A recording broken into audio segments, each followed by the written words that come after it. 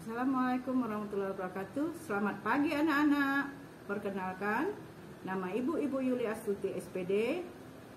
Pada semester ini Ibu mengampu pelajaran prakarya kelas 95-96. Baik anak-anak, ikuti pembelajaran kita dengan baik.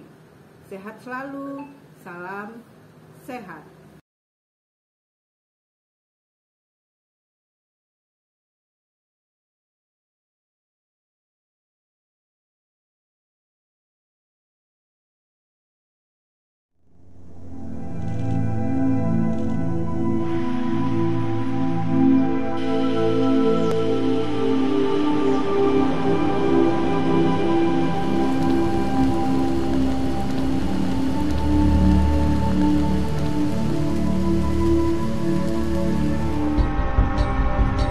Indonesia terletak di lintasan garis khatulistiwa yang membentang dari Sumatera, Kalimantan hingga Papua. Keindahan alam Indonesia yang terdiri dari pesisir pantai, gugusan pulau-pulau, barisan pegunungan, dan hijaunya hutan belantara menjadikan Indonesia disebut sebagai Jamrut Khatulistiwa.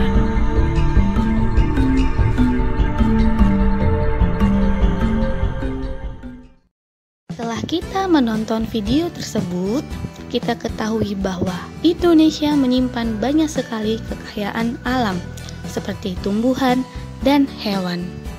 Hal ini disebabkan karena Indonesia memiliki banyak hutan hujan tropis yang berlimpah, yang merupakan rumah bagi para hewan dan tumbuhan untuk dapat hidup. Bila kita lihat dari aspek tumbuhannya, Indonesia merupakan salah satu negara penghasil bahan keras alami yang paling besar.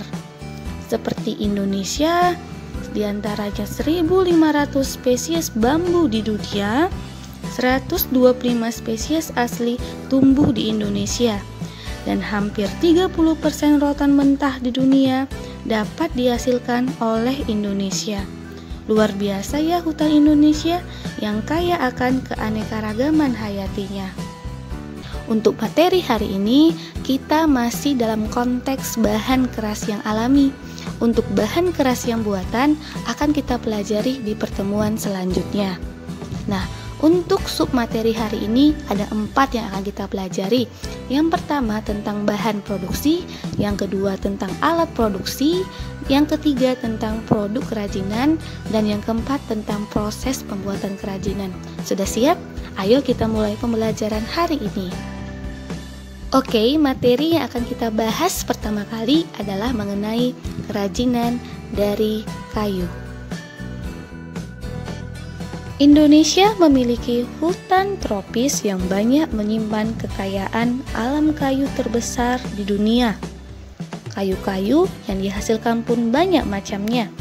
Di antaranya adalah kayu jati, kayu mahoni, kayu pinus, kayu sawo, kayu hitam, kayu nangka, dan sebagainya. Membuat kerajinan kayu dapat dilakukan dengan berbagai teknik. Dalam bahasa Inggris biasa disebut dengan woodcraft.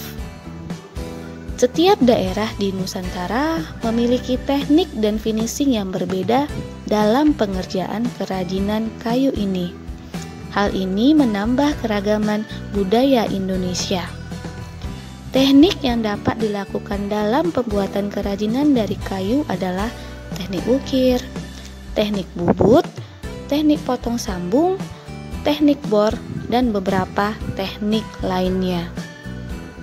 Dari sekian teknik, tentunya yang paling sulit adalah teknik ukir, karena mengukir tidak sembarang orang bisa. Diperlukan keterampilan yang baik agar hasilnya juga berkualitas dan tidak boros bahan dasar. Bahan utama yang digunakan dalam membuat kerajinan kayu adalah yang pertama, aneka kayu, yang kedua, lem kayu, dan yang ketiga, cat kayu.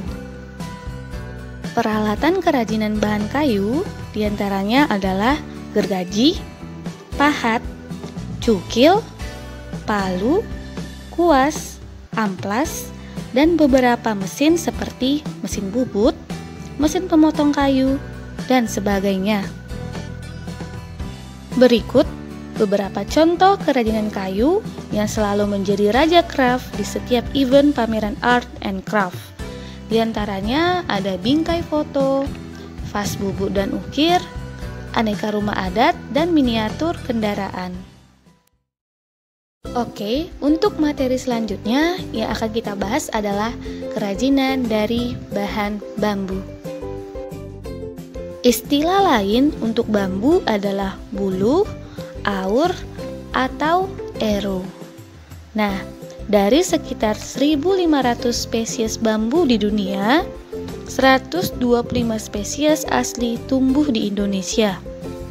Bambu dapat dijadikan berbagai produk kerajinan yang bernilai estetis dan ekonomi tinggi. Di antara jenis bambu tersebut adalah ada bambu andong, bambu ater, bambu tali, bambu talang, bambu tutul, bambu cendani, dan sebagainya. Beberapa teknik dalam pembuatan kerajinan bahan keras dari bambu adalah teknik anyaman dan teknik tempel atau sambuk. Anyaman Indonesia sangat dikenal di mancanegara dengan berbagai motif dan bentuk yang menarik. Untuk bahan yang digunakan dalam membuat kerajinan bambu adalah bambu batangan ataupun yang sudah disayat, lalu ada lem kayu, paku, dan pewarna politur. Untuk alat yang digunakan dalam membuat kerajinan bambu adalah parang, palu, gergaji, pisau, raut, tang, tatah, kuas, bor, dan sebagainya. Produk kerajinan dari bahan bambu sudah banyak dibuat orang sejak dahulu kala. Nah, variasi dari produk kerajinan bambu juga sangat banyak. Di antaranya seperti sandal, aneka alat rumah tangga, kap lampu, dan tempat tidur.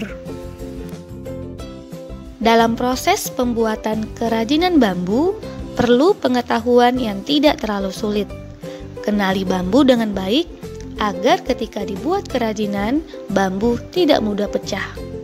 Adapun cara untuk memilih bambu yang baik digunakan adalah yang pertama, pilihlah bambu yang tidak terlalu muda dan tidak terlalu tua. Yang kedua, setelah ditebang, lalu potong sepanjang 2 atau sampai 3 ruas. Yang ketiga, simpan di tempat yang sejuk dan tegakkan hingga 5 sampai 6 hari. Dan yang keempat, pilihlah bambu yang memiliki ruas paling panjang agar mudah dibentuk kerajinan apa saja. Materi terakhir dari pembelajaran hari ini adalah kerajinan rotan. Rotan atau dalam bahasa Inggrisnya adalah rattan merupakan sejenis tanaman akar-akaran liar yang banyak tumbuh di daerah hutan hujan tropis. Indonesia dapat dikatakan sebagai penghasil rotan terbesar di dunia karena hampir 30% rotan mentah di dunia dapat dihasilkan oleh Indonesia. Bahan yang dibutuhkan untuk pembuatan kerajinan rotan adalah rotan itu sendiri, di mana terbagi dari 3 bagian, yaitu rotan kupasan, rotan batang yang langsung dipoles, dan rotan isi yang biasa disebut dengan vitrit atau petrik. Dan untuk bahan lainnya adalah politur, minyak tanah, dan cat warna.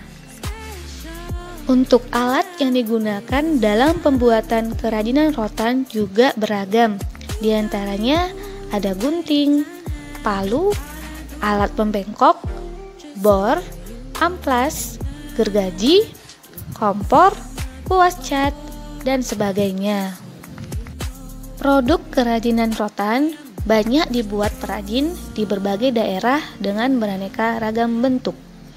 Di antaranya ada kursi meja, lemari, batas ruang, kuda-kudaan, lampit, tempat tidur bayi, aneka perabotan rumah tangga, tas, hiasan dinding, dan banyak lagi. Rotan memiliki warna khas yaitu putih kekuningan, coklat, dan hitam. Di dalam pembuatan produk kerajinan rotan yaitu anyaman dapat dilakukan beberapa tahapan, yaitu yang pertama pembuatan kerangka, yang kedua penganyaman, ketiga pengecetan, dan yang keempat proses finishing. Oke, sekian pembelajaran kita hari ini. Jangan lupa kembali dipelajari di rumah. Sampai jumpa di pertemuan berikutnya.